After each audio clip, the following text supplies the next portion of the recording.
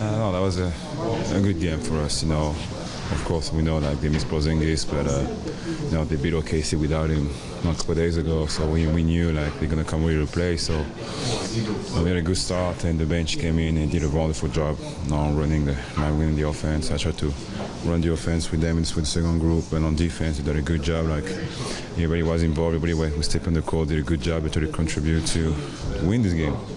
And we did it. You said the other night that this team just needed to get a W to get it going in the other direction. Is this the type of game that gets the psyche of the team, and you guys can build on this and start possibly putting 5 or 10 in a row, or 3 or 4? Wow, I'll take 10. But that was it's good, especially like the way we won it. I mean, the bench really won the game for us. No, we really needed that. No, we needed to prove them like we need them to win games. We can't do it on the lineup. So, I mean, you should watch the plus minus. I mean, Lamb, Frank, Johnny, and Mike, they're huge for us. I mean, they are the best for plus minus of the team tonight. So that's good. That's good. That's what we need them to. We need them like every single night. We need like all 13 guys to step up and bring it to every night. Coach Silas said that your new role, take you out early to put you in with the second group, get you rolling with them. Are you starting to feel comfortable with that? Are you starting to get a cohesiveness with them? Yeah. I like that. I mean, I know I don't start with the first group and then probably Kemba and Dwight, and then we try to run those guys. I knew Frank got it going and try to set up for JLM sometime, and that's my job tonight. Defensively, you did a great job on McDermott tonight. What was it tonight? I mean, Coach said you were awesome. And what were you guys? We know he was one of the key piece of the bench for them. So in the first game in New York, he had 20 or something like that against us. He was one of the guys really like got them coming back like in the first game, and then Porzingis finished the job also, but it was one of the big key for them. So I really tried to slow him down because we had a good start, and sometimes those guys on the bench going to try to put the team back, and this is where I had to step up. I was talking about it earlier. Early in the season, I think we were getting away with some stuff because we'd have games where I'd play well or Jeremy would play well off the bench, and we didn't really form an identity through any of that. And now I think we're starting to do that. I think we didn't really see the lows of where it could go in our second unit, and we've seen that the last however many games. So I think when we just go out there and play with energy and play well, we know we can play, it's fine. You talked about pulling Nick early and putting him with you guys and kind of establishing that as a rotation. That seems to work, I guess, because he's a connect-the-dots player. I personally love playing with Nick. He's a guy, he started scoring early, and they started playing him for that, and then he started passing the ball. He's a guy, he still makes some passes that you don't think are coming. I know I had one for sure where I cut to the rim, and, I didn't think I was open, but, I was, and he made that pass, and, it shouldn't have been a turnover for him, but, that's the kind of player he is. He's always looking for the right play, the right pass, whatever it is, and that's the guy you want to play with. Did tonight feel viral once you hit the first few, or? Yes and no. You got to play well. You can't let shots going in or out determine how hard you play. And I've been a victim of that this year. When I go out and I miss my first couple shots, I start to hang my head, and I let that affect other parts of my game, and I got to stop doing that, get over that. It is easier when you go out and you hit your first couple shots, but my effort level and everything like that can always be high, regardless of whether shots are going in or out. Since you used that expression, hang your head, Dwight, and we didn't even have a question about this today, he brought this up. He said, I don't want us to start having that mentality. He says, I see people hanging their heads. I see people getting down on themselves. He says, we can't allow that to become pervasive. Yeah. When you want to win so bad and you feel like you're not doing the right things to help your team win, it's a frustrating feeling. Whether that's shooting, defense, energy, whatever it is, whatever your role is for that game, when it doesn't go the right way, it's tough not to hang your head, but that's something you got to try to eliminate. Forget mistakes, move past it. There's 82 games, and you can control your effort for every single game, and that's something I got to get better at. Something I've been getting better at with over time. But I think you can see, there are times where I do get frustrated, and I let things that shouldn't be bothering me take me out of what I want to do. But like I said, when I come out and just play and move on from mistakes and just think about the next play, I think I'm a completely different player. Frank, a bit of personal news for you today. You found out Wisconsin's going to be retiring your jersey today, later on in February. What does that mean to you in your basketball career? It means it really hasn't set in, and they were asking me to comment on it, and I really don't think I have complete perspective on the situation yet. I'm 24 years old, and I'm going to be the first player to get my number retired by Wisconsin. So, I don't really have an understanding of what that means, for me personally yet in my life, because I feel like the book's still in the second chapter, first or second chapter. I don't feel like it's getting towards the end, and that's something you always think is going to be towards the end, but they want to honor me, and I'm obviously going to accept that honor. That's something you can't put into words, but it's going to take some thinking to realize what it actually means, and I'm sure when I go there and I see the reception and get to be back and where I played, I'm sure it'll all hit me. Obviously, that was a good win, a feel-good win. I felt like the last couple of games, the Miami game and the Portland game, at least at the end, we showed what we can do as far as fighting and moving the ball, and those two fourth quarters that we played against those guys. Once we got down, we fought back. So that was my message to the guys. Don't wait. Don't wait for us to be all the way down right from the start, and we did it tonight. The few things that I was concerned about coming into the game were their bench, and I thought Nick Batum did a great job on McDermott. And then our bench, obviously, our bench production, you look at the plus minus, those guys are great. And then the second chance points for them, and they had zero second chance points. So those two things that I really wanted to get across to the guys today, they did, and I'm proud of them. They really, really did a good job, and it's good to get a win.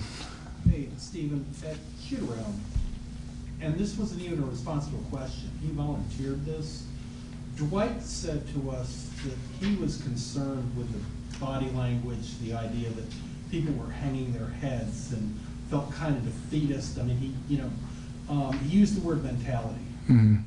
Did you have any concerns that the losing was catching up, was wearing on people in that regard? A little bit. I mean, he's definitely very perceptive, and he has a good pulse of the team. So I saw it just a little bit, and there were some timeouts tonight where maybe a guy would make a mistake or two mistakes or three mistakes as the group, and I saw them put their head down a little bit, and it was up to me to come on guys, we're doing a good job, and get them through it. But losing does that to you, especially when you feel like you need to be playing better.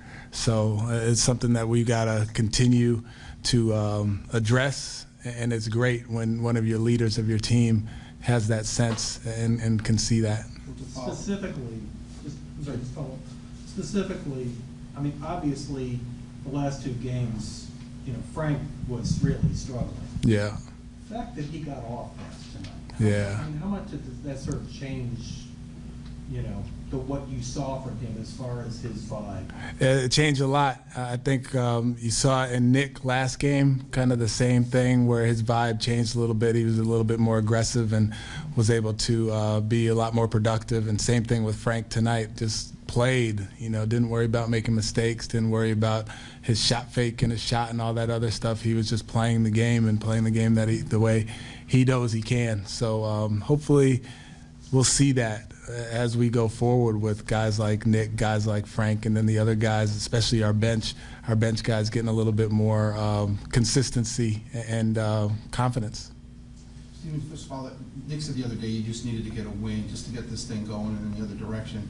What did you guys do tonight to get this thing rolling? I mean, I know obviously they were missing two of their better players, but what were some of the positive things that you saw that you guys built on tonight to get this thing moving? Well, one of the things I talked to the guys about before the game was getting out in transition a little bit. I mean, I think the last two games we had 5 total fast break points combined in those 2 games, and tonight we ended up with 15.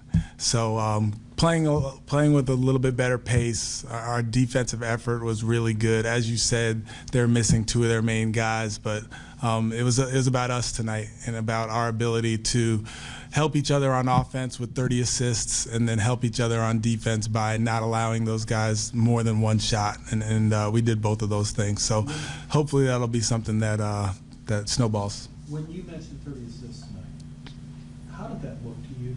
You know what I'm saying is, did you see in real time that you were moving the ball better than, I mean, because you had a couple of games when the assist ratio was way down. Yeah. I guess I would say I noticed us making more shots tonight, so we had the ability to get assists. The ball movement was a little bit better than it has been, but you know, you don't get an assist unless you make the shots. So, so we made a few more tonight, and we got a few more assists. And if you make threes, everything looks. Oh, absolutely. I mean, 9 for 20 from 3 is good. We still want to shoot a few more, but it's a good start. It's the first game in 4 games that you guys have surpassed 100 points, and you found a bit of offense. How do you sustain it? I like the rotation, kind of the way it is, as far as Nick coming out early and then going to the bench and solidifying that second group. Hopefully he stays aggressive, and with an aggressive Nick, the team plays a lot better, and we have the ability to score, obviously. And then Frank was great tonight, and so Frank can contribute offensively, and Jay Lamb can contribute offensively. Feel like we're pretty solid with our starting group, but with that second group, a little bit more consistency in the way they played tonight. I was really proud of them. That's the fourth. They really, he was trying to adjust to that second unit, and it just wasn't flowing for him. 5 points, obviously. Turns around, has 23, and then another night like tonight, and just going out there playing his game, letting guys adjust to him. Do you feel like they're kind of tuning in and letting him take the reins? Nick? Yes. Oh yeah, definitely. You know, he's a special talent that you know, kind of just fits in, but there's certain things that he does as far as his post-up game, or recognizing a mismatch and just going away from the play and going towards that mismatch. So it takes a little while to learn to play with them and know that those passes are coming, because we did have a few turnovers off passes where he saw it but they didn't see it, and that'll be a work in progress. But he's someone who brings people together, and I like that with the second group. That's the 4th time in 6 games that MKG has scored in double figures, and the other 2 were 9 points. I mean, even if he never really extends his shooting range to any degree, if he can be efficient that way, how does that change how people have to guard you as a group? Oh, I mean, it changes it a lot. I mean, teams this year and previous years have played him all the way in the paint, and this year he's making that jumper. But the other thing that he's doing is he's driving the ball really, really well. And even if they're all the way back in the paint, he's going to drive it and use his Euro step. Or we've really been working a lot on his finishes, and he's improved a lot. I mean, he made a lefty little finish today, a righty finish oversized. So it changes it quite a bit, because you do have to honor that mid-range jumper, but you also have to honor the drive, and it makes it easier for the other guys on the floor. And since you're the assistant who usually works with people on this, yeah, his handle.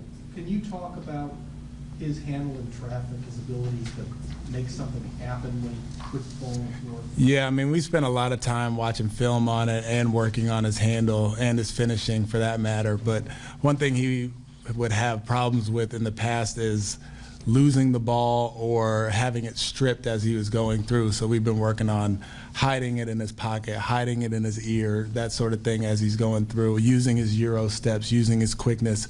And that's what he's been doing so far this season. And like I said a couple of days ago, we don't run any plays for him, and he's finding his way with this. I mean, he had 2 or 3 cutting baskets today, 2 or 3 transition baskets today, maybe 1 jumper, and that's all we need from him. I mean, he's going to guard the best player on the other end, and I'm really, really proud of him, because he has had some struggles and has embraced his role and has done a good job with it. And that's part of the reason I asked you is it seems like in like the way that Rodman, you know, became less of a liability offensively, just by figuring out, you know, ways that he could at least, you know, get to the basket and get fouled or something.